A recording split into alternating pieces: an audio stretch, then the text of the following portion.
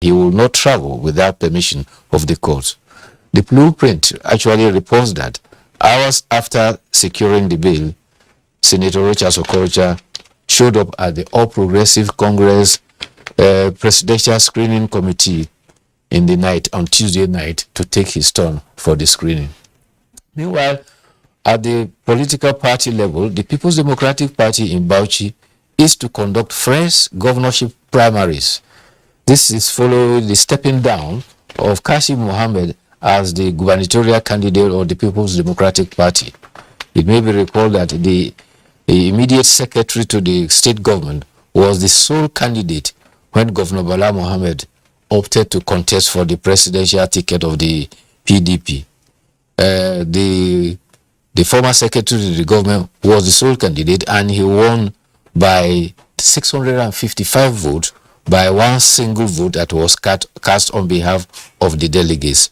With his stepping down now, a fresh poll is expected to be conducted for the governorship for the People's Democratic Party. In Sokoto, it is also said that there are indications that a senatorial primaries is to be rerun to accommodate Governor Aminu Waziri Tambuwal, who also did not step down from the presidential primaries of the party.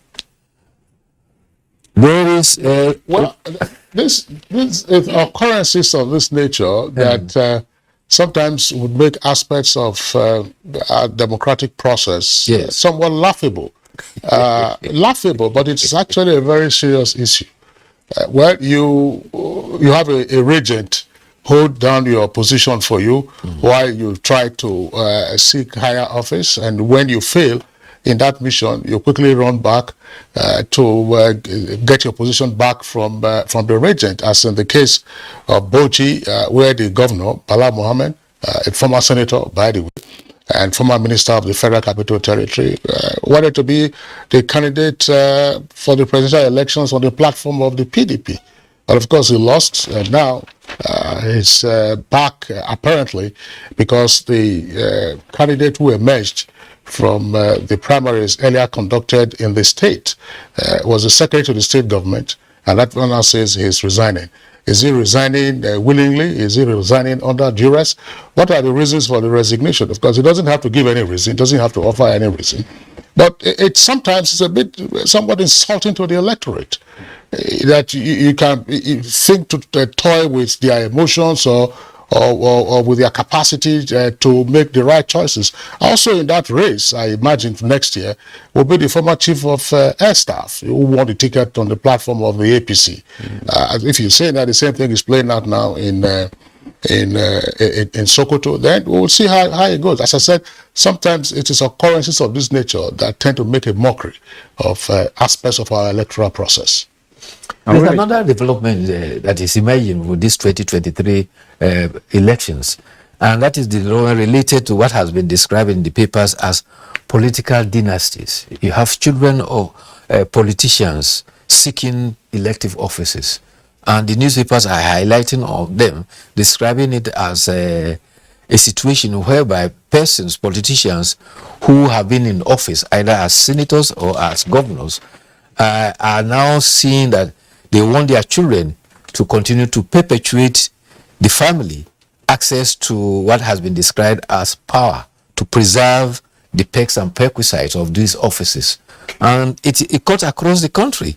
Presently, you have the children of former governors, former vice presidents, former presidents, all striving to be elected into positions, political positions. In the northeast, it is happening in northwest, it is happening in Kaduna, in Jigawa, and in Sokoto. In the northeast, it's happening in Adamawa, Yobe, and Gombe.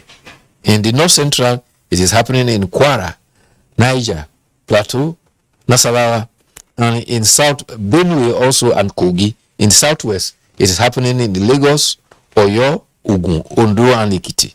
In the southwest, it's happening in Delta, where children of 3 former governors are strongly vying for positions.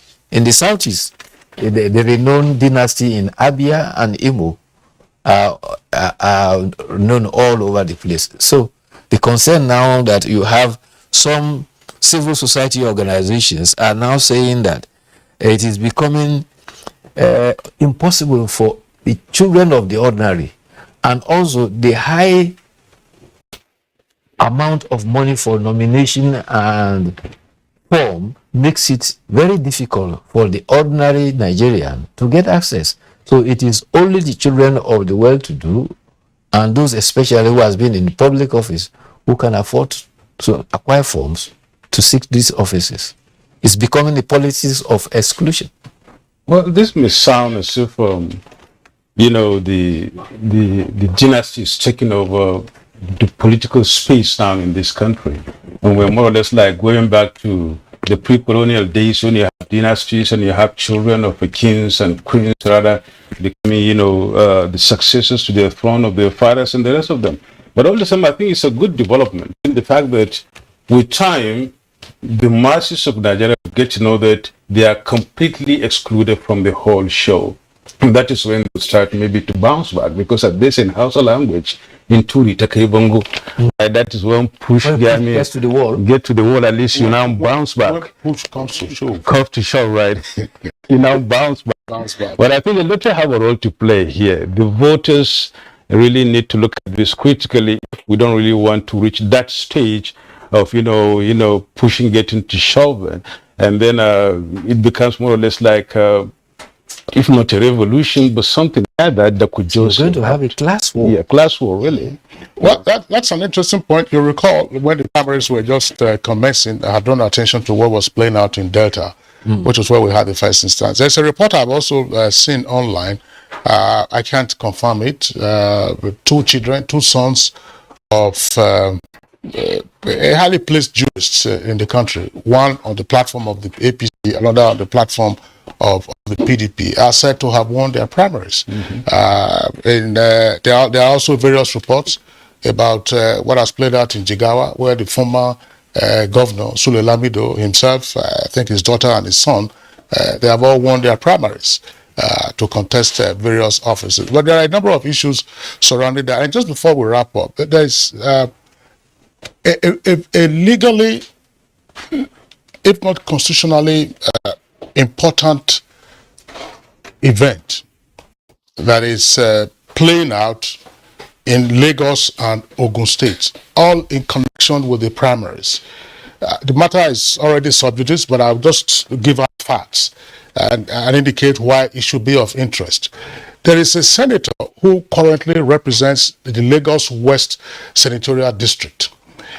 Lagos and Ogun, they share a common boundary. Yes.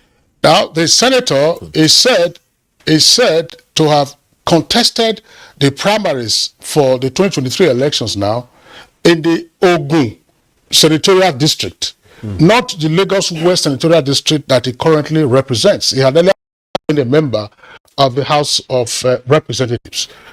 So, stakeholders in Ogun are saying, no, this is not right. He's said to have won the primaries. They say that it is not right. That on the one hand, he did not resign from the Lagos Senatorial District to now say he's going across the jurisdiction to go and contest in another senatorial district in Ogun. They're also saying that he's not a registered member of the political party in Ogun. I think this is very critical. We have seen instances of political appointments where persons, usually from different parts of the Southwest, get appointed into executive positions, even cabinet positions in Lagos State, from Ogun, from Ekiti, from Oyo, and elsewhere. But this one is effective. I know that the Lagosians, that's to say if you like, the Omoniles, have often complained about their own marginalization. They say that their positions are usually taken by others who come from elsewhere. We had that in the Lagos East Senatorial District, yes, where the then senator unfortunately passed away during the COVID pandemic. But this is critical because the stakeholders have now gone to court to say, as I've indicated, that look, you are representing Lagos West. So you didn't resign from Lagos West. Now you have come to contest the primaries for a senatorial district in Ogun. And at the end, you have won the primaries. On what basis? That it is exclusionary of the Ogun indigenes who are members of the party and all that. But there was a precedent to that. There was a member representing the federal constituency in Lagos who was also a deputy governor candidate in another state. No, that's Faleke. Yeah. That issue came up. It's Faleke, Yes. Honorable Faleke. And that's that issue that the Lagosians and the Kogi indigenes quarreled over that to say, how would you be representing a constituency in Lagos? That's an executive position. So, but they have brought out these other particulars, as they say. That's why I said it's a matter of legal and constitutional interest to say, look, how does this play out? On the one hand, you are representing a constituency in a different state or in a different jurisdiction, and then while you are holding on to that position, you now seek to contest for either the same or other position in another constituency at the same time. I think it's a very interesting debate. Migrant political representation has to be addressed. It has to be addressed fully, but I think the electoral act really had to look at that, and then the INEC too has to look at that and then see how to solve it. Because as we continue to have these in various states. I think it's more of judicial review. In that court case, well, I think will set the nail in the coffin. That's right. Okay, let's just wait and see. Thank you so much, Bayo. Thank you too. It's our pleasure. You're watching Good Morning Nigeria. We're reaching you from the NTA, and of course, we'll take a break now. Now, to begin our conversation, let's take the excerpt of yesterday's discussion put together by Garba Nata'ala.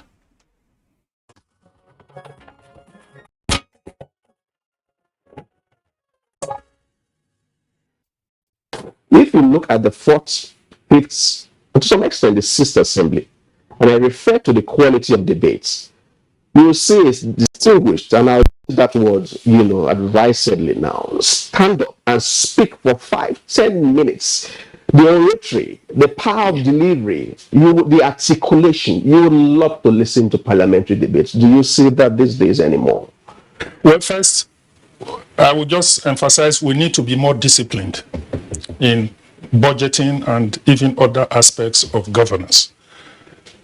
We need to practice federalism, which we have adopted, which we have chosen. The weakness of the states is that we are not really practicing federalism as it ought to be. The legislature is close to my heart. But I'll be lying to you if I tell you that my heart does not beat when I see what is happening today.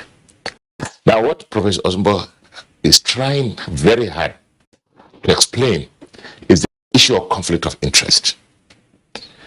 And that's what brings about the suspicion and the lack of appreciation and indeed the conflict between the legislature and the executive arm of government.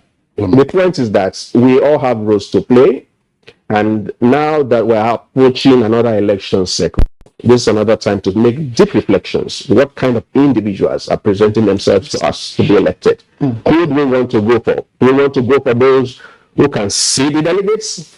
Or we want to go for those who have capacity and competence and a history and record of performance and get them elected to populate the National Assembly?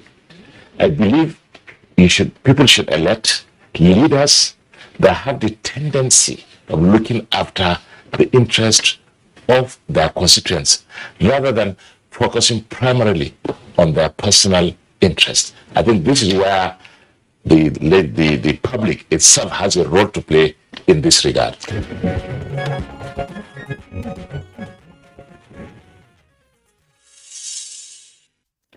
And joining us in the studio here in Abuja to discuss today's topic is the former governor of Kano State and chairman, Senate Committee on INEC, Senator Kabir Ibrahim Gaya. Welcome to Good Morning Nigeria. Good morning, Nigerians, and how are we today? Also here in the studio is the former deputy governor and former deputy speaker, Kogi State House of Assembly, Honorable Simon Chuba. Welcome to Good Morning Nigeria. Good morning, Nigerians. All right, and also part of today's conversation, and from our Ibadan Network Center, I would like to welcome the Deputy Speaker of the Oyo State House of Assembly, Honorable Abiodun Fadi. Honorable Fadi, it's a delight to have you on the program this morning. Thank you very much. Good morning, Nigerians. Okay, hopefully we'll also be joined by another former speaker. If once he comes up via Zoom, the connection has been sorted out by our engineers. Gentlemen, again, a pleasure to have you with us on the program this morning. Yesterday, as the backgrounder indicated, we commenced an evaluation of the legislature in Nigeria's 23 years of unbroken democratic rule. It's a milestone, and we had guests yesterday, including the former senator and the former member of the House of Representatives. But we're delighted to also have the caliber of guests this morning, particularly, if you permit me, Senator Kabir Ibrahim Garia, experience in the executive branch, even though it was already the third republic, and then of course it's been in the Senate now for the fourth term. That's by next year it will be 60 years, and it's also just won the primaries to contest for the senatorial seat again in Kano in the 2023 elections. Distinguished Senator Kabir Gaya, it's our pleasure to have you on the program. Thank you very much. I'm happy to be here. Yeah, but tell us, what has been the legislative odyssey in Nigeria's 23 years of democracy? Well, first of all, we thank Almighty Allah for giving us the opportunity to have at least unbroken democratic process, which when we took over from the military, we are lucky there was a handover between civilian to a civilian administration. And I think that what made it smoother for us to continue in this process. And I believe we have succeeded a lot in having democratic government where people have their opinions and views on what they want. And in most cases, we have at least tried to serve our constituents and have peaceful administration within the system. And I believe these 23 years will achieve a lot, at least for the terms of the governance, even though we have problems here and there. And there is no government in the world that doesn't have one problem or the other. But these years we have problems on insecurity and the issue of the economy, which of course we're trying to see how we can do better than, or we can rectify those situations. How was the experience being a senator? You've been there for 16 years and of course still counting, I must say. For 16 years you've been there, and Lisa, you can now tell us what the experiences have been in trying to entrench democracy in Nigeria, because that is the real segment of democracy that differentiates from other systems. Well, the legislature is the main backbone of democracy. When there is coup, you find that they suspend the constitution and then they behave the way they want to. So there is no democracy when you don't have legislature. So the legislators in place means we have now put democracy into use. And I believe that the experience of having legislative government or political or democratic government, it helps us a lot, whereby you listen to the views of the Nigerians and then you act based on that. Just like when we're making our bills, our motions and so on, we all go down to our constituencies and get views of the people there, and then report back to the Senate, and then also air their views. Like when we are doing the constitution review, a lot of informations and views of the people, where we got it from them and we got the views from Nigerians, what they want, and we have entrenched part of the request of Nigerians on that. And when we are doing the Electoral Act, because I'm the chairman, INEC, it was also got by the views of Nigerians, how we are able to make our laws that will suit so that we can have free, fair and credible elections. So legislative process is always better than a military rule, and I believe we are doing the best we can. And we have not perfected the system, but we will continue doing the best we can for the interests of Nigeria. All right, thank you, Senator Gaya. We'll return to you shortly. Honorable Simon Achuba, tell us, what's your assessment of the legislature in 23 years of democratic governance in Nigeria, particularly at the State House of Assembly level? Well, the executive and the judiciary are always there, whether under the military or the democratic setting. The new thing in democracy is the legislative arm. And without the legislative arm, democracy cannot be. And it is the number one arm of government. so strong, so powerful, so great. And we thank God so far that we have had about 23 years uninterrupted democracy, as earlier posited by my senator. And it's a great deal so far. But how far the legislative arm has fared, how well we have been able to sustain the hope, the expectation of Nigeria is yet another thing. But the good thing and the summary of it is that we are moving. We are not static. Because we are not where we were in 2019. In 2019 to 2023, there was a lot of impeachment here and there in the legislative arms. Are you talking about 1999 or 2019? Both 1999 to 2003. A lot of impeachment, 2003, 2007, both in the states at the national level. But if you observe now, that level of impeachment is reduced. It means the legislative arm is getting matured. We're trying to understand ourselves better, and it's an improvement. Well, thank you so much, Simon Achuba. Let's move over to Ibadan and then hear from Abiodun Fadi. Abiodun Fadi is Deputy Speaker, Oyo State 9th Assembly, that is. Fadi, can we hear your views about the 23 years of legislature in Nigeria, especially looking at the houses of assembly and how they fared over these years? The two guests here said we're moving. At least it's a work in progress, we must say, because democracy is a journey, and as you haven't really reached the destination yet, which we may not in the near future. But all the same, it's a journey that has started in 1999 and it's moving. Do you agree to the fact that we're moving steadily, or are we fast, or should we say we are slow? What's your take on this? Yeah, let me start by saying good morning to distinguished Senator Kabiru Gaya.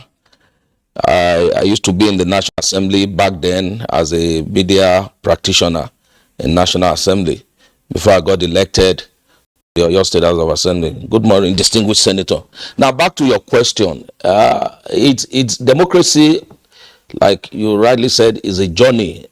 It has started in 1999, and from what other,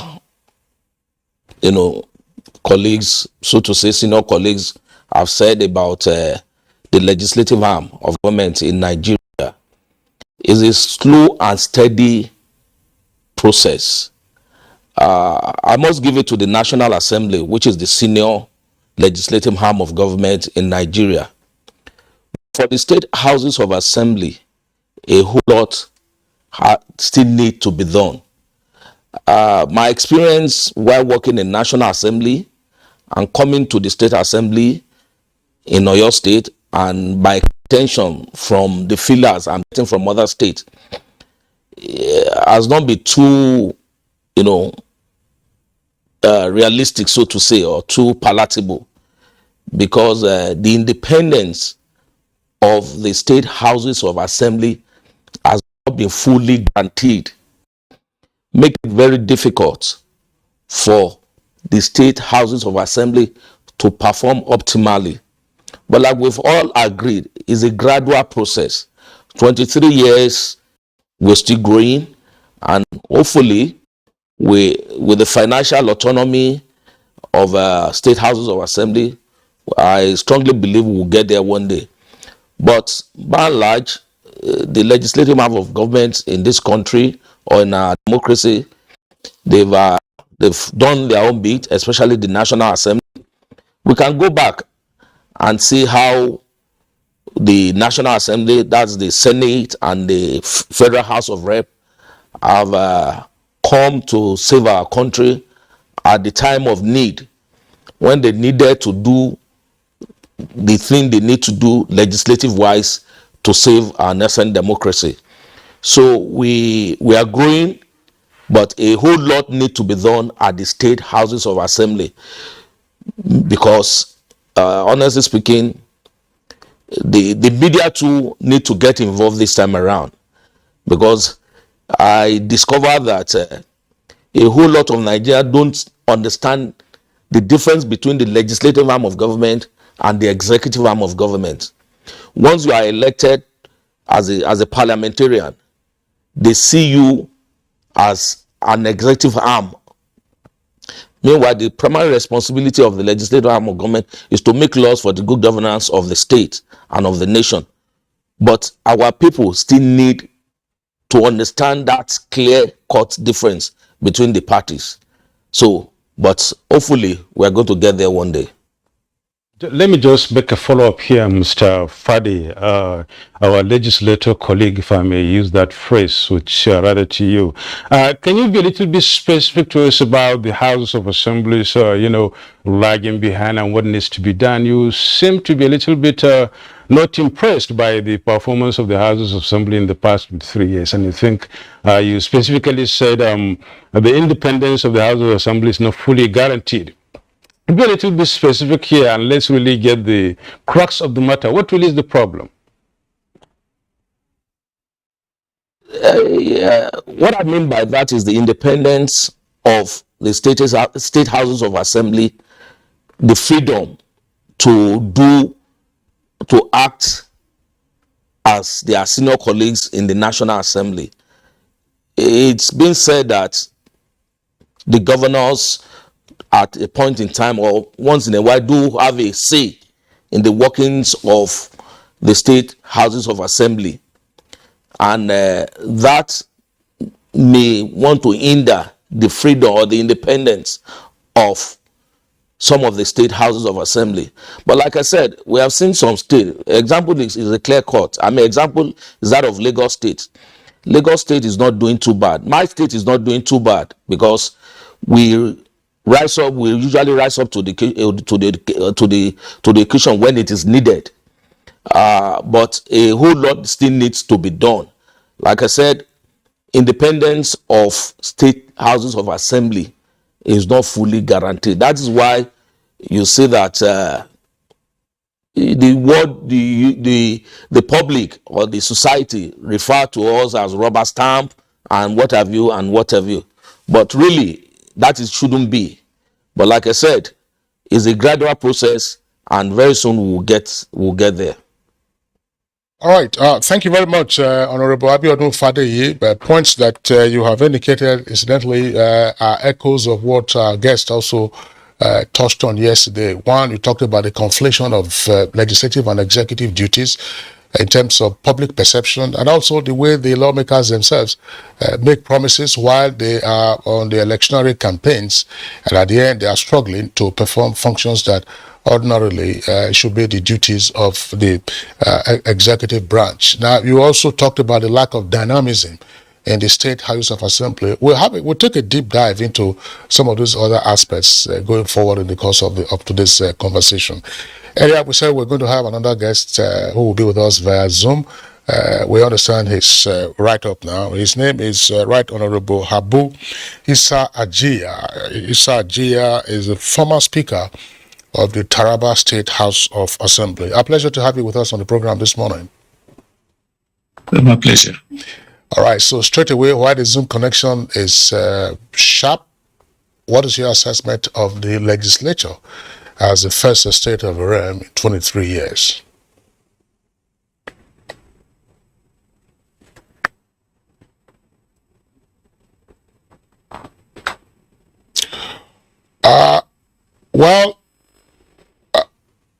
Right Honorable Ajiya, I think that our engineers are trying to tell you to unmute yourself. I don't know whether you touched any of those keys on your system. If you can unmute yourself, can you hear us? Honorable Ajiya, can you hear us? All right. All right. So we will we will let our engineers sort out with you backstage, and then we'll come back to you once that is cleared up. Now, back to distinguished Senator Kabiru Gaya. One of the views expressed yesterday is that, look, yes, we have seen bright spots in the performance of the legislature in 23 years, but there's concern, as was indicated yesterday, about the declining quality of not just debates in plenary, but also in lawmaking. And the examples were cited, and we're also familiar with the examples. President Muhammadu Buhari has had to withhold his assent to a number of bills because of clerical errors and poor drafting. And lately, we have also seen how the National Assembly scrambled to amend even the recently passed Electoral Act 2020 because of the omission of the statutory delegates under Section 84, subsection 8 of the Electoral Act. So there is the concern, as was raised yesterday, about the declining quality, that at the beginning, everything seemed sharp. And you had personages, you had distinguished senators and honorable members who could hold your attention and with their gripping statements. These days, they are reading from prepared texts. These days, they say you are looking to hear those quotable quotes. And what is your response, distinguished senator? Well, first of all, let me explain to you. I think the issue of lack of quality presentation or performance by the National Assembly or even by the House of Assembly is the fact that if you look at the ratio of the number of senators that are turned back into the chamber or House of Rep, it's less than 30%. So anytime we go for election, we lose about 70% of our members simply because at home, people are saying it should be rotational. Oh, why are you here today? The next person should be there. If you are from one local government, they say, well, the next time it should be somebody from another local government. They don't think about the quality. But the beauty of legislator is the more you come, the more experience you have, and the more able you assist into the debate and other processes. That's why you find that we have ranking members of the National Assembly, and they contribute more in the chambers. And the issue of drafting and other thing, I think this is our fault, which all the leadership of the National Assembly have to improve, to have quality staffs, those who are interested and keen in doing their job, so that we can be able to have a better input. I believe that's what happened in part of our electoral process. The last one, when we omitted the statutory delegates, and which also include us, we starve ourselves on the food. But certainly so, but we came back to it, and then the president didn't sign the bill. And then you find that now we're only left with the delegates alone to do the primaries. It might be another trial that would be of interest to the nation. When you have delegates, you don't have other people that would mingle or would be able to influence the delegates. So delegates could be freer to vote who they wanted to vote. So I think this process, as we said, 23 years is not far. US have over 230 years of democracy, and they are still having ups and downs. So I believe Nigeria only 23 years, and I think we'll be able to improve. And we hope that the people will be able to return more members of the National Assembly back to the chambers, or more members of the House of more ranking members of the House of Assembly back to the chambers, so that there could be a lot of improvement. I believe that, yes, those omissions, we are looking into it, and definitely we'll be able to correct ourselves. Nothing is perfect. We have to do the best we can in improving, but I hope we will improve, and I believe we will. Okay, thank you so much, Senator Gaya. We'll return to you later in the course of this conversation. At least you've spoken about some few issues that needs interrogation. But before we do that, let's go back to Honorable Abu Isa Ajia, who is joining us via Zoom. I think his problem has been sorted out now. This has been unmuted. We can hear him, I believe. If you've been following us, really, we were here yesterday and we're here again today. We're talking about legislature in the past 23 years, what the achievements have been and what the challenges are. And that's not forgetting about the Houses of Assembly. You are a former speaker to represent the House of Assembly, and of course you must have gotten a real experience, a first-hand experience of the goings-on in the House of Assembly in Taraba State, and of course from your colleagues across the country. Give us your assessment of 23 years, the legislature. We are making progress, but slowly. Because when we came in 1999, you can see all the houses of assembly in the country are up and doing. The curiosity, the momentum, and the desire to serve and represent your constituencies were all over the country. But with time, lack of continuity really affected the quality of legislature in the state. As rightly pointed out by my very senior senator, His Excellency Senator Ghana, you found out that time to run from assembly to assembly, you keep seeing younger legislators that are not experienced. And by so doing, most of them now became so dormant and answerable to the legislature. So we are making progress, but slowly, and the quality of legislature keep dwindling. But then with this autonomy, it will go a long way in truly separating powers between the executive and the legislature, especially at the state level. Okay, thank you, Honorable Ajia. Let's come to an issue. We will, of course, talk about the constraints that State House of Assembly have had in 23 years. But there is, some would say, a persistent reputational matter with our lawmakers. On the one hand, you also have it, of course, said about the executive branch. And the view was articulated again yesterday, namely that lawmakers tended over the past 23 years to have engaged, it is said, in conspicuous consumption. That's having an ostentatious lifestyle that is not in sync with either the level of penury in the country or even with the quality of life of their constituents. Yeah, the argument is that, only yesterday, this was a man who was with us, who was in our midst, and within a year, you can see him erecting mansions and driving flashy cars. What accounts for this sudden change in behavior and lack of decency, if you may, on the part of some lawmakers? Honorable Chuba. All that boils down to the quality of representation.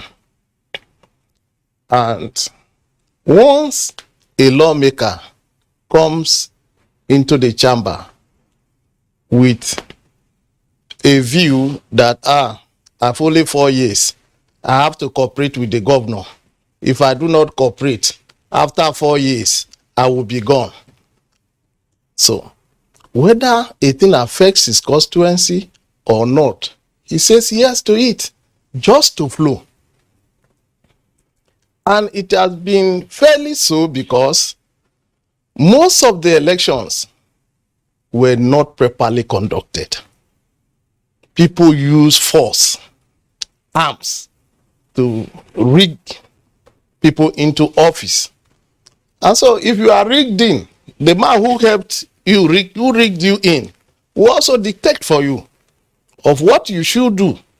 When you don't do that, then it becomes a problem. What we have in Kogi State is an example of what I've told you. You are all rigged in as members of State Assembly, and then you come into the State Assembly to tell the governor, you can't do this. You dare not say that. So, as it is today in Kogi State, all the lawmakers are quiet. They are completely an appendage of Yaya Bello's government house. They can't ask even for their right. Let me cite an instance for you. One Friday, Sani moved a motion on the floor of the House that salaries of workers should be paid. He was right there in the assembly, beaten by his colleagues, suspended from the State Assembly, and banned from the State Assembly for the rest of his tenure. The case is in court. It is in the Court of Appeal now, asking for all his money to be paid. And for the past 4 years, so haven't seen that those who are coming behind are scared. The legislative arm in Kogi State, up to now, they don't have even vehicles to use. So the issue of living an ostentatious life does not, it's not an issue in Kogi as of today. But And some of them even earn the impress that they are supposed to get, they don't get. They don't get. We're talking about legislature in 23 years. And of course, we should not forget the fact that the people elected these legislators to go and represent them. They are the representatives of the people. If your example, the example you gave is really something great to go by, having been out of there for 4 years and the people that elected the person are still there watching and looking at, I mean, how does it look like now? Would there be no representation for these people, or what's the reaction of the people, and how do we get these things right? People should really act about that. Yes, the good thing about it is the fact that there is a current amendment to the electoral law, and thanks to the chairman of the INEC committee in the Senate and the endorsement of that law by the president. At least today, every Nigerian can walk to the polling unit and vote and be counted. If you like, come with your thugs. If you do what you want to do and the law does not, the next day the election will be repeated. So as many times as you bring talks, election will definitely be repeated in that place and it will count. So all these thuggery, rigging in people will be a thing of the past in 2023 by the grace of God. Yeah. And by these eminent Nigerians, qualified Nigerians, purposeful Nigerians, are not these thugs and people who use force. They will clear away from the legislative house. You will be surprised at the results of 2023 elections. Some small parties that you have never heard of will win election in some places because the big party will throw manipulation, bring a known criminal, and the community will say, or the constituency will say, no, we are done with this person. We no longer can go that way. That is what we are happy for, and that is where the hope is for 2023. And I urge all Nigerians to wake up to this realization and do the best that they can in 2023. All right. Thank you, Honorable Achuba. Well, you sidestepped the latter part of my question, and then, of course, talked about an interesting aspect, regardless, in terms of the content of our conversation about why some state houses of assembly, you citing Kogi, why those houses of assembly are in a prostrate state. Good points. But I would like Senator Gaya to also pitch in after that, Honorable Fadeye from our Ibadan Network Center. Distinguished Senator, there is a clear recognition that it is not every person, for instance, who has gotten into politics, whether elective or appointive, that was a nobody before that. I mean, you're sitting here, for instance, apart from having been governor, you're also a professional, you're an architect, the same way you can mention some of your other colleagues. But the reputational issue arises from what is often referred to as the humongous pay that lawmakers get, and there's little value for it, but they themselves have not shown sufficient restraint by not being ostentatious in the midst of poverty of their constituents. What is your view on this? Well, I will agree with you on that aspect, because when legislators are elected, we got into office. Yes, I do not believe that the jumbo pay affects us. For example, I have 16 local governments, and we're supposed to establish one office. I have to establish 3 offices, which means 1 office per 5 local government. Either one of the offices will be for 6 local government. That's additional expenses. And we pay our staffs in those constituencies, in those offices. And then we take care of all our bill preparations, printing, traveling. Like if you see a minister traveling, everything about his trip will be paid by the ministry, either by hotel accommodation, transportation, fuels, vehicles that he uses to transport himself. But as a legislator, you only use your own vehicle, you fuel your vehicle, and if you have any extra vehicle, you pay for the service or for the services of those vehicles and a lot more. And when you go home, you are always surrounded by people which you have to attend to their needs. So it's not a matter of the Jimbo pay, but the responsibilities on us is much. And whatever we get, I remember one of our senators, before he came into office, Ben Bruce, he said that with his wardrobe allowance, he'll be able to give loan to a state to pay salaries. And when he came, he found that his wardrobe allowance was just 30,000 naira. So we said, let him use that money to go and give a state loan, the 30,000 naira he's getting for his wardrobe allowance. People are looking at this in a different way. That we have Jimbo pay, we ride expensive vehicles and so on. Even these vehicles, some of them are given to us as staff of vehicles, and which we use for 4 years. Nobody changes vehicle after 2 years. So our expenditure is much. Like in Abuja here, I get 20, 30 people every day in my house from my constituency. And when I go home, I'll see not less than 200, 300 people per day. So that is a lot. Even if you are going to give them breakfast in the house or lunch in the house, it costs you a lot. So I believe that whatever we get, we must find that most of our senators or House of members are complaining that the pay they are receiving is low in commensurate to their responsibilities. I go around 16 local governments, even the fuel to go around, and if there anything happening in my constituency, have to go around. So the issue of this Jimbo pay, which people have been talking about, you find that any senator, a new senator who is coming in, from the outside, you think that it is more like when Senator Shehu Sani was complaining that the salary we were receiving was much. When Senator Sani came into the chamber, he realized that he was one of the few people that said, we need an increase on our salary. I said, you are the one who was saying that the Jimbo pay we are getting was too much, because he wanted to defeat the service senator. So I believe that really that's not, the issue is what we produce and what we do. I think is the thing that we look at it. That's why you find that many people are trying to run for Senate or House or State Assembly simply because they said there's a Jimbo pay. And when they come in, they find that Jimbo pay may not even cater for their responsibilities in this area. The second issue is that the democracy, the issue of governors interfering in the legislators or the executive interfering, especially at the state level, where when a governor doesn't like the speaker and is not dancing to the tune of what he wants, people simply arrange for his impeachment. I remember a case of which I had to intervene. I was the chairman, states and local government, I think in the 7th Senate. So in Rivers State, 5 House of Assembly members came in, sat in the chamber and removed a speaker who has a majority of 27 members with him, but they remove him. So with the Senate found that we have to intervene. So my committee was sent to River State, and we saved the situation. We closed the assembly because we have the powers to do so. And then we closed and said we are not going to open until they have reconciled.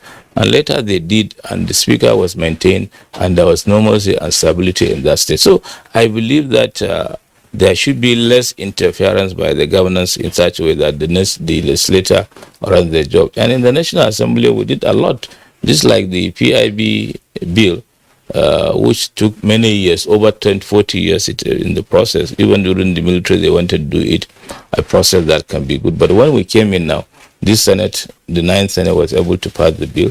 The Electoral Act was amended in order to have free, fair, and credible election in such a way that we will now have a turnover of qualified and popular candidates to the National Assembly or to the House of Assembly, because the law states that if you make trouble during the day of the election, you'll be arrested and be charged to court for minutes. Because we even have a new bill coming up, which is the electoral offences bill. Yes. That bill is going to deal with all those people who are trying to create problems during the elections, during or pro or after. That law is generally there to punish offenders. And because the problem was that when people come and interfere during the election, nobody was caught, nobody is punished. But now that we have an act which is going to soon be passed, that means a lot of people will be brought to book when they make such a mistake. So I believe we are trying to improve. I know 23 years is quite a lot, but I think we need to give cooperation by the Nigerians so that the National Assembly or the House of Assemblies can be able to improve better. And I believe that 23 years is not small, but at least it is a process. We learn something within that period, and I believe we will improve. Well, thank you so much, Senator Kabirga. Let's move over to Abiodun Fadi and then maybe cap on this or continue from where the Senator stopped. We're trying to see, Fadi, we're trying to see, the relationship between the humongous pay in court, if you like, of the legislators from the state to the national level, and of course the living standards of Nigerians, and indeed those of the legislators before they became what they were or they are as legislators. As a media man, I believe you must have at least at one point or the other come across this kind of feeling and opinion among the public. And then thank God you're now there, you were there, at least you've seen it, and then you can now really talk authoritatively on how this plays out. What would you say about this differences and of course the feeling of Nigerians about this pay 23 years down the line? Thank you very much for that question. When I was in the private sector as a media practitioner, I usually have that feeling or notion as well about the jumbo pay, so to say. But honestly, coming close and being a member of the house now, I've come to realize that it is not what you think it is. Yes, there are some things that comes with the office, and that is understandable. But I think what we need to really look at here is the constituency, the people we are representing, the demands of our people to members or honorable members or senators, as the case may be. It's usually on the high side. And like I said earlier when I came online, there's this belief that the parliament, the people want to, put the parliament and the executive arm of government on the same line. And between me and you, we know that the parliament, we don't have a budget. What we take is just our salary and what have you. And by the time you look at what you are taking, and with the demands of your people from the constituency, you find out that after you leave office, and I want to beg of you to do a research into the life of members or past parliamentarians who have left office. It is then we can conclude on this discussion, because there are so many parliamentarians who have left office who are not doing too good today. Not because of not because they didn't plan while they were in office, but because of the demands of our people. If there's a jumbo pay there, then it means that once they leave office, they should be able to continue that lifestyle. But like I said, it is nothing. There's no jumbo pay in anywhere. If you want to come into the legislative arm, or if you want to go into politics or seek for an election, you have to first know that you are going there not to make. You are not going there to make money. You want to go and serve your people. So the idea of wanting to make money or jumbo pay or getting rich while in office does not arise at all. It is just a misgiving or a misconception of our people that once you are elected, you have arrived, there's money. There's nothing like that, my brothers. There's nothing like that. I'm a living witness. I know what I'm saying. Distinguished Senator Guy just talked about his constituency office and what have you. He has to pay salaries. I'll tell you, every morning you wake up, your phone start ringing as early as 5 a.m. in the morning. Because why? They will either demand for hospital bills, school fees of their children, the just naming ceremony, and what have you. And you cannot deny them some of these things. because you are representing them. As a matter of fact, they will say to your face that all the laws you are going to make, nobody is asking you. Go and bring something, dividends of democracy. That's the way it is. So it's a relationship between the followers, the leaders, and the followers themselves. That is critical in this discussion, because most of our people don't really understand the nitty-gritty of legislative arm of government in Nigeria today.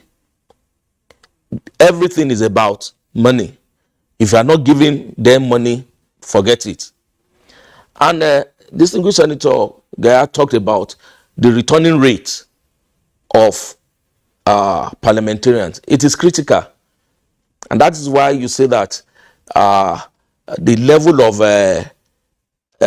bills and what have you is dropping, not just in National Assembly, equally in the state houses of assembly.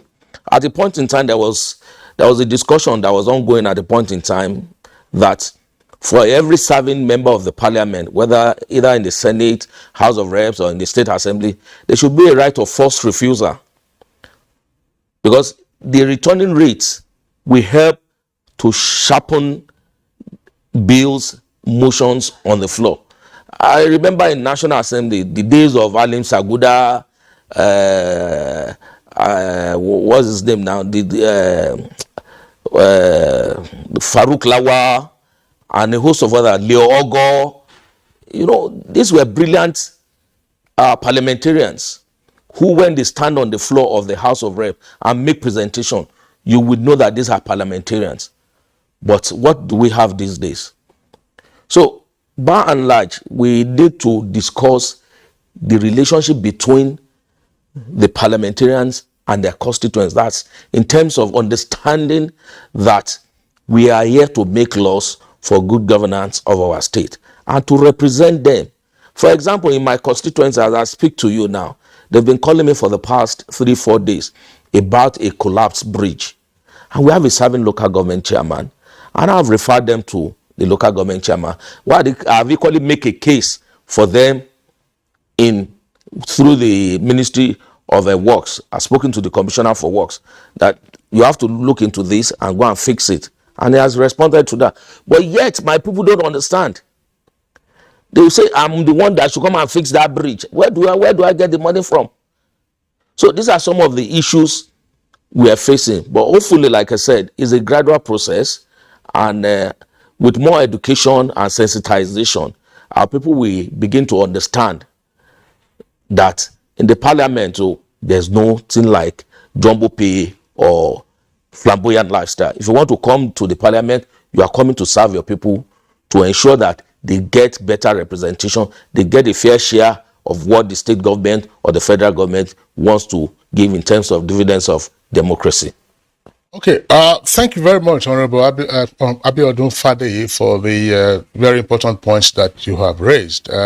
Before we take this short break, let's also point out, because again, I think I threw that in yesterday in the course of the conversation. We had the Second Republic from 1979 on to the 31st of December 1983. And some of us were already of age at the time. I mean, in the 79 election, I voted. And the kind of disposition that we are seeing in the Fourth Republic wasn't one. I didn't see any person running around, any lawmaker at that time, come and do this for me, come and do that for me.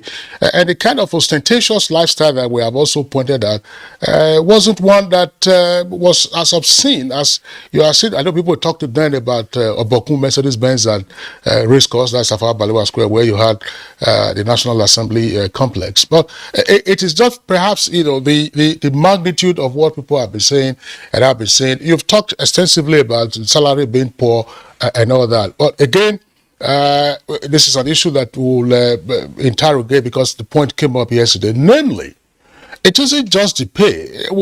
There are allegations sometimes of a shakedown in the cause of oversight. There are also allegations that some lawmakers conflate their own duties with the executive branch by seeking to become contractors in projects that have been inserted into budgets. We'll take a short break now. When we return, we'll continue with the conversation. Right,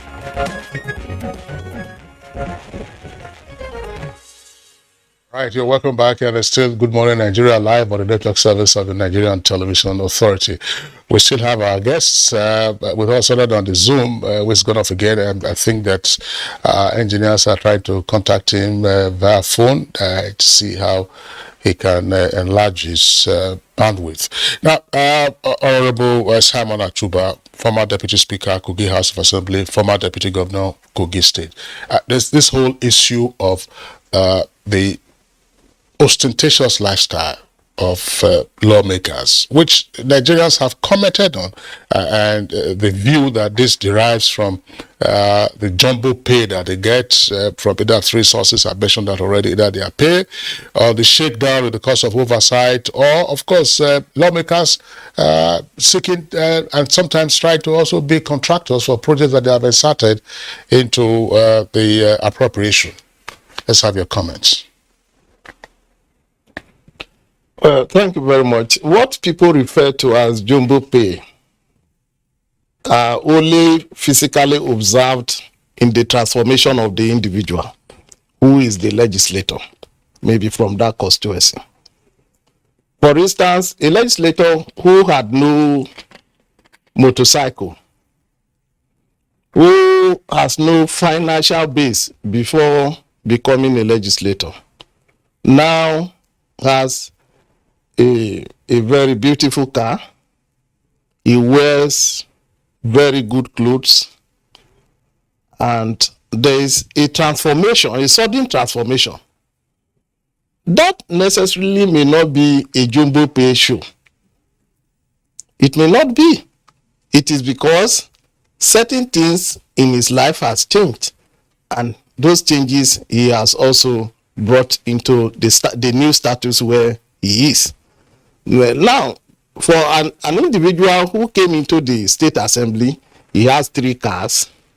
He's somebody probably has been doing business, and he's doing very well. There may not be change. He may not need to build a new house. He may not need to buy a new car. He might not need to change his wardrobe in a manner that people will see a change.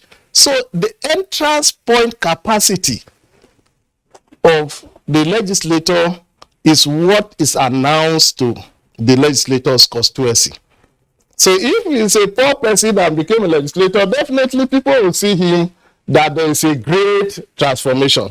But if someone who's been doing well comes in as a legislator, that transformation may not be seen as it is seen in the one that doesn't have the money. Now, legislators have the constituency projects. They are not necessarily the contractor, because it is not within the power of the legislative arm to execute projects. But you can attract projects to your constituency via budgeting and lobbying the executive to ensure that those projects are carried out. And so that is what is happening. Whatever happens behind the door, I won't be able to explain. No. But the fact of the law is that no legislator can execute projects. Okay. You mentioned, the entry point as, as a point for people to really understand and then now judge, the person that is coming as a legislator. Some come in with a silver spoon in their mouth, I must say, and then some don't, and some come as, ordinary Nigerians representing ordinary people they left behind. Senator Kabiru guy, your entry point is just well known. You are a former governor. And then there wouldn't be any much controversy about whatever you have and however your lifestyle have changed. But nonetheless, there are some, as he said, that really come in this way. And when they come in, they find themselves in a situation where they now start pairing up with their colleagues there. And then in terms of what they wear, what they eat, what they stay in as houses, and then what they go in as vehicles and the rest of them. That humongous space really a very serious problem in this regard. Nigerians would hardly see that there is a lot more to that than what meets the eye. Well, you see, I don't blame the Nigerians on seeing that aspect. Because, for example, for me, I've been not only been a former governor, I've been a professional, I've been a consultant, architect, and so on. So I've been practicing. Even when I was booted out of office as a governor, 2 weeks later, I went back to the drawing board and continued my profession. And still now, I go to my office and see what my staffs are doing and contribute in the office for what I can do for the projects we have. But I believe that what this issue, for those who don't have and they were able to be in the office as senators or house or rep or state assembly members, you find that the banks are now helping into that matter. Okay. The banks come in as soon as you are appointed or you won the election, you are sworn in as members of National Assembly or State Assembly. The banks will come in and they use your allowances as guarantee to give you loan. So they can give loan of 100 million, 200 million, and you find that any member who doesn't have that kind of money and he got this money, you quickly build a house, buy a beautiful car, get some few dresses for his wife, maybe even a car for his wife. But this is just a new life that has changed out of him. But unfortunately, throughout those months of his stay or years of his stay, the bank will be taking some money out, or majority of the money out of his allowances. And that is why you find that people say, this man has just won election, see, he has a new car. They didn't know that he took a loan from a bank. The people would think that it is just the salary or the allowances of the legislator. But for those who are really professional in the field or who have made it before coming into the assembly, you find that the lifestyle did not generally change. They don't buy a new house and so on. So I believe this is the issue. Then the other one on constituency projects. You see, Nigerians, most of Nigerians don't accept us as legislators that we are only going to do law. No, they come with demand, which executives are supposed to do that job. For example, I've done as a legislator, I'm not supposed to go and build a bridge or make culverts or make roads or even provide a poverty alleviation program to my people. I'm just supposed to make laws. But Nigerians are now pushing us to make sure we do that. If you don't do, then it means by next term, they will not elect you.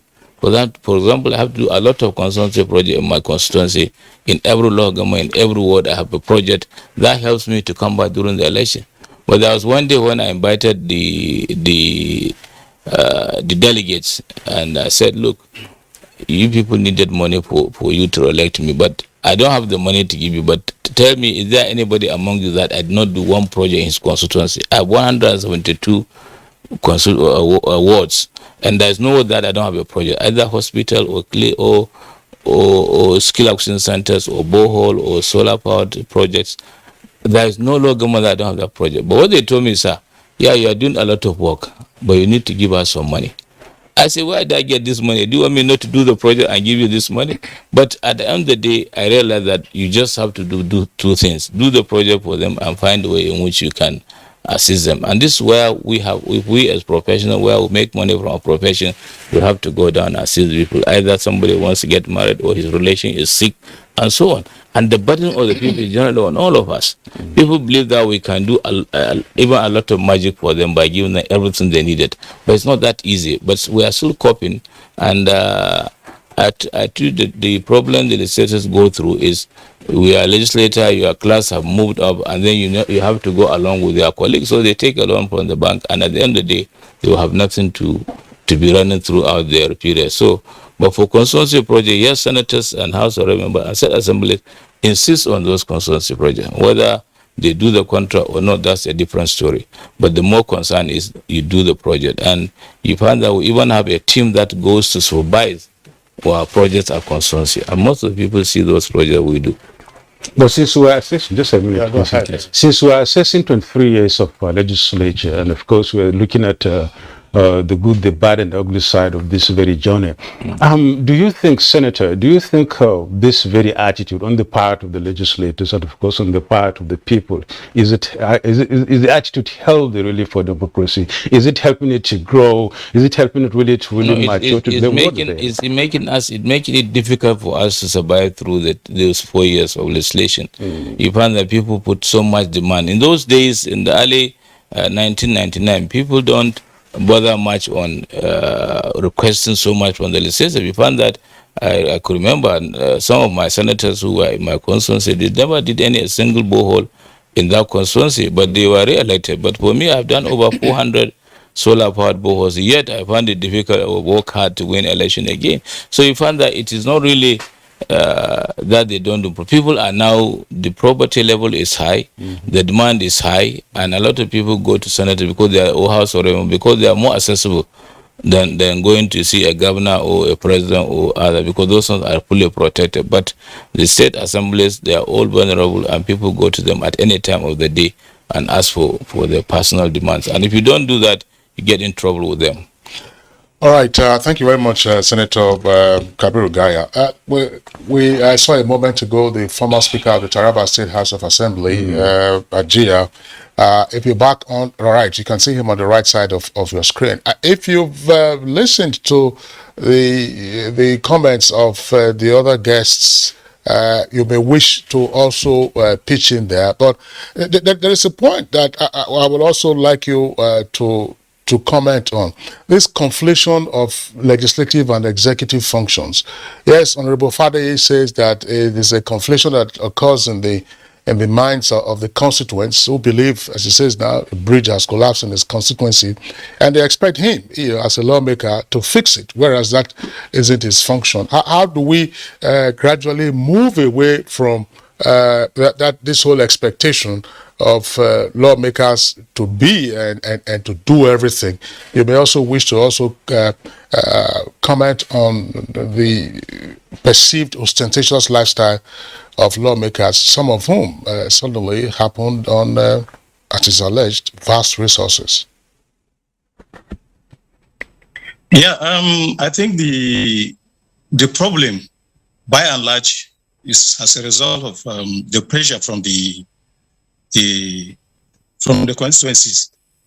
Nigerians should know the difference in luxury between legislature and the executive. The accessibility of the legislature is responsible for all the pressures that are coming from his constituencies. They think the way and manner the governor, for example, that is being taken care of by the government in terms of feeding, in terms of transportation, in terms of virtually everything is not the same with the legislature. The legislature feeds himself, he buys his car, also his constituency. So the interlocking was virtually because of the accessibility and the pressure from the constituency. And with this, as I keep saying, with this autonomy, I hope the crisis between the executive and the president will be reduced to the barest minimum. Again, the other issue that I want to put, that I think somebody might have said it before, is the issue of salaries. These salaries, as we are saying, when legislators are coming in from the... Oh God. I don't know. It appears again. It's off. Right, Honorable Abuja. Well, there's an issue. As we saw your finger across the screen, perhaps you were punching on a key there, and we can't see you, we can't hear you. So let's come back very quickly to Honorable Abiodun Fadeye. Honorable Abiodun Fadeye, the points you have made are also very well known. Happily, you've also been a correspondent covering the National Assembly at some point. Yesterday, the issue about capacity came up. I know that Senator Gaya today has talked about the high turnover of lawmakers, to say that each time you have a fresh set, you probably lose about 70% or more or less, or slightly less of the other ones. But Senator Osumbo was our guest yesterday, and as well as Honorable Kumalia.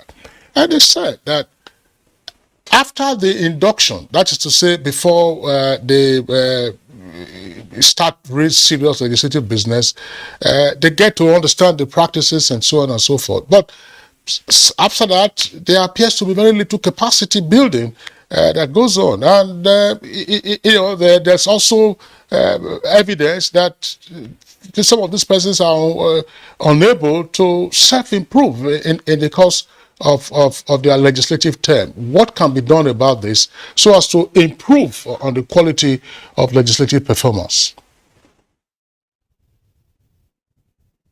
Yeah, thank you for that question. I think the issue here is frequent or seasonal education in terms of seminar, trying to improve on legislative duties and what have you. From what I gathered, or while I was in National Assembly, I think it takes about 2 years or thereabout for a new legislator to really understand the working of the parliament, because it's a different ball game when you come into the parliament, if I must let you know. And if you don't know how to do your workings or your legwork, so to say, you find it very difficult to adjust. And that is why usually we have some civil society, within and outside the country, coming to take us on some on seminars to teach us what it entails. As I speak to you, recently the conference of speakers was in Oyo State, where we sat down together to debate or to discuss the constitutional review that was sent to all the state houses of assembly from the National Assembly. So continuous education will go a long way in trying to help the parliament. And aside that, you are aware that we have legislative aides, either as a PA or legislative assistants. They are equally there to help do research. National Institute of Legislative Studies is equally there, and they've been doing their best to ensure that legislators are up to date on the workings of the parliament. And the thing about the parliament is that it is dynamic in nature, because what you have today or in the 8th assembly might change once it comes to the 9th or 10th assembly, as we're going for next election. So change is constant in the parliament. And like I tell my colleagues in the house, we need information. Information is key in this business. If you don't get enough. All right, thank you so much, Honorable Abiodun Fadi. We're pressed for time, gentlemen. I think we'll have to call it quits on the program now because of time. And we thank you so much, Abiodun Fadi. Abiodun Fadi is the, Deputy Speaker of the State 9th House of Assembly. Thank you so much for being part of Good Morning Nigeria today. Very big thank you, Senator Gaya. It's our pleasure. You've been part of this house all the while. We hope you continue to be. And thank you so much. Thank you very much. I enjoy having this kind of discussions with you. At least we educate Nigerians to know the situations the National Assembly is operating with. Thank you so much. Simon Achuba, former Deputy Governor and former Deputy Speaker of this House of Assembly. We're happy, we're very grateful you've been part of us this morning. Thank you so much. Thank you. You're welcome. We must also thank Habu Isa Ajia, who has been joining us, via Zoom, who was former Speaker to House of Assembly. We thank you so much, and then we hope you get your acts ready when next we get across to you next time. Thank you so much. And that was Good Morning Nigeria. We thank you so much for being part of this program this morning. I'm Yusuf Nadabos. Yeah, Kingsley Osadala. Join us again tomorrow, same time, for another edition of the program. You have a nice day.